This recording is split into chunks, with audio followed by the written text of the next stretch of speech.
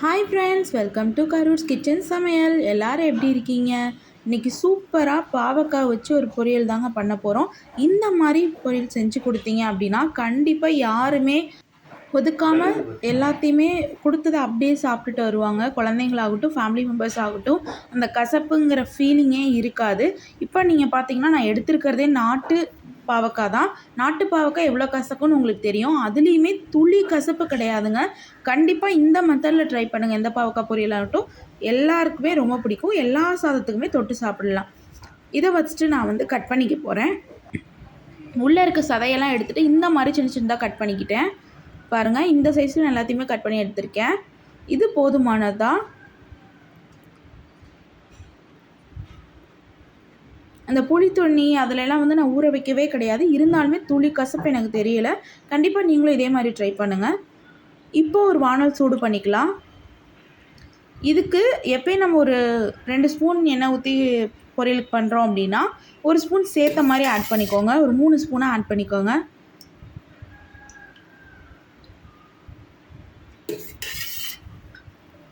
இப்போ இது சூடாகட்டும். எண்ணெய் சூடானதுக்கப்புறம் அப்படியே நம்மளோட பாவக்காவை கொண்டு போய் கட் பண்ணி வச்சுருந்தோம் பார்த்தீங்களா, அதை அப்படியே ஆட் பண்ணிக்கலாம். இதுக்கு ரொம்ப நிறையா பொருட்களும் தேவையில்லை. டக்குன்னு வேலையும் உங்களுக்கு முடிஞ்சிடும்.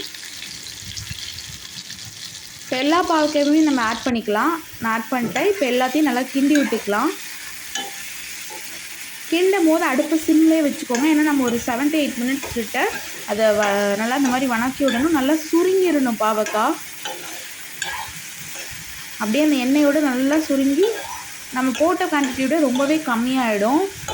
நீங்கள் அதனால் உங்களுக்கு எவ்வளோ வேணுமோ அதோட ஒரு பக்கம் சேர்த்து ஆட் பண்ணிட்டீங்கன்னா நல்லாயிருக்கும்.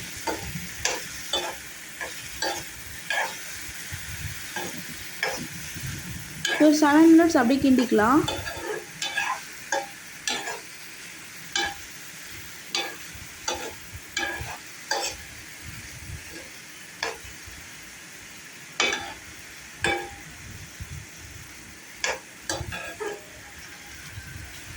அப்படியே விட்டுருவோம். ஒரு சிம்லேயே பார்த்தீங்கன்னா ஒரு 7 மினிட்ஸ் கழித்து பாருங்கள். இப்போ பார்த்தீங்கன்னா இந்த மாதிரி நல்லா வணங்கிருச்சு. பார்த்தீங்கனாலே உங்களுக்கு தெரியும், நல்லா வணங்கிருச்சு. லைட்டாக எண்ணெய் இருக்க மாதிரி இருந்துச்சு அப்படின்னா ஒன்றும் பிரச்சனை இல்லை. அந்த எண்ணெயில் கூட பெருசாக ஒன்றும் கசப்பு இருக்காது. நம்ம வெள்ளை சாதத்தை பொரியலாக எல்லாத்துக்கும் சர்வ் பண்ணிட்டு அந்த இதுலேயே ஒரு வெள்ளை சாதத்தை போட்டு கொஞ்சம் தேவையான அளவு போட்டு பரட்டி சாப்பிட்டாலும் சூப்பராக தான் இருக்கும். அதுலேயும் கசப்பு தெரியாது உண்மையாலுமே. பாருங்கள், நல்லா வதங்கி வந்துருச்சு. நல்லா சின்னதாகிடுச்சு. நம்ம சொன்ன மாதிரி இதுக்கு அதிக பொருளோ அதிக வேலையோ தேவையே கிடையாது. இப்போ நல்லா வதங்கிருச்சு அப்படிங்கிற ஸ்டேஜில் தான் நம்ம வந்து காரத்துக்கு உப்புக்கு ஆட் பண்ணணும். இப்போ நான் வந்து 1/4 ஸ்பூன் அளவுக்கு ஆட் பண்ணிக்க போகிறேன் மிளகாய்த்தூள். உங்களுக்கு எடுத்தது அளவுக்கு காரம் எவ்வளோ வேணுமோ அந்தளவுக்கு ஆட் பண்ணிக்கோங்க. உப்பு, தூள் உப்பு ஆட் பண்ணிக்கோங்க தேவையான அளவு. இது ஒரு 2 மினிட்ஸ் கிண்டி விட்டு அடுப்பு ஆஃப் பண்ணி சர்வ் பண்ணுங்கள். சூப்பரான பாவக்காய் பொரியல் கசப்பே இல்லாமல் ரெடி. கண்டிப்பாக ட்ரை பண்ணுங்கள். மறக்காமல் நம்ம சேனலை சப்ஸ்கிரைப் பண்ணுங்கள், கமெண்ட் பண்ணுங்கள், ஷேர் பண்ணுங்கள், லைக் பண்ணுங்கள். See you all in the next video. Thank you.